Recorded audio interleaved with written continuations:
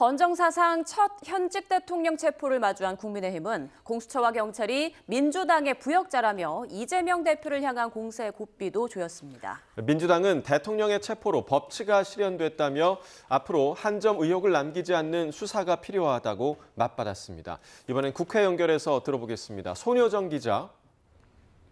네, 국회입니다. 네, 먼저 국민의힘 상황부터 전해주시죠. 네, 국민의힘은 체포영장 발부와 집행 과정을 문제 삼으며 일관되게 윤 대통령 수사를 불법으로 규정하고 있습니다. 권영세 비대위원장은 아침 회의에서 공수처와 경찰이 민주당의 부역자가 돼 수사 절차를 무시하고 사실상 사법 쿠데타를 일으켰다고 비난했습니다. 민주당 이재명 대표의 공직선거법 재판 등 사법 리스크에 대한 공세 수위도 한층 높였습니다. 대통령에 대한 사법 절차들은 KTX급으로 진행되고 있는데 사법 절차의 완행 열차에 느긋하게 앉아 있는 사람도 있습니다. 더 이상 이재명 대표의 재판 지연 전략을 용인해서는 안 될 것입니다. 윤 대통령에 대한 강제 수사가 현실화되면서 일단 여당은 단일 대우로 수사의 부당성을 주장하며 동시에 대야 공세에 나선 모습입니다. 다만 비윤계를 중심으로 윤 대통령의 명확히 선을 긋지 않는 당 노선에 대한 불만의 목소리도 나옵니다. 자칫 당 전체가 계엄을 옹호하고 대통령을 맹목적으로 수호하려는 것으로 비칠 수 있다는 우려인데요. 한 초선 의원은 YTN과의 통화에서 공수처 불법 수사 논쟁이 국민을 설득하기 어렵다며 수사 대응은 대통령의 몫으로 남기고 당은 대야 공세와 쇄신에 힘써야 한다고 강조했습니다. 네, 그렇다면 그동안 대통령 체포를 촉구해왔던 야당 분위기는 어떻습니까? 네, 민주당은 윤 대통령 체포는 헌정 질서와 민주주의를 회복하고 법치를 실현하는 신호탄이 될 것이라고 평가했습니다.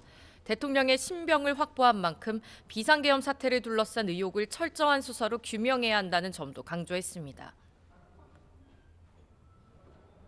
윤석열을 곧바로 구속하고 철저한 수사로 12.3 내란의 전모를 샅샅이 밝혀내야 합니다.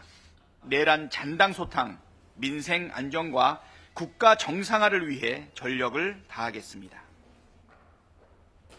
다만 민주당 내부에선 대통령에 대한 직접적인 비판보단 대한 정당으로서의 역할을 더 부각해야 한다는 기류도 감지됩니다.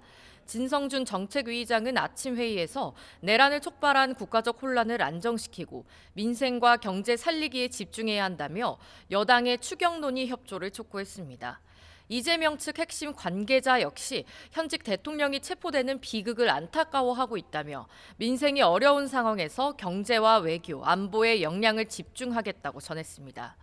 최근 계엄 이전 수준으로 회복한 여당 지지율과 달리 여전히 민주당 지지율은 정체된 상황을 의식한 것으로 풀이되는데요. 당 관계자는 대통령 체포 국면에서 보수층이 결집했는데 여기엔 대통령을 지키겠다는 지지층도 있지만 반 이재명, 반 민주당 세력의 응답이 반영된 것으로 분석했습니다. 이런 상황에서 민주당은 내란 특검법을 처리하겠다고 공언하고 있는데 국민의힘 입장은 정리됐습니까? 네, 국민의힘은 2시간 가까운 의원총회 끝에 자체적인 계엄 특검법을 108명 전원 이름으로 발의하기로 했습니다. 권성동 원내대표는 의총 뒤 기자들을 만나 외환죄를 비롯한 독소 조항이 가득한 야당 특검법안은 받을 수 없다며 꼭 필요한 부분만 담아 당론 발의하겠다고 밝혔습니다. 의원총회에선 대통령이 체포된 상황에서 실효성이 없다며 특검의 부정적인 목소리가 다수 나왔지만 민주당 안이 통과되는 최악의 상황을 막아야 한다는 현실론이 작용한 결과로 풀이됩니다. 국민의힘은 특검법안 발의 시점을 내일로 예상하고 있는데요. 당장 이번 주 안에 내란 특검법을 통과시키겠다는 민주당이 협상에 임할지 미지수입니다.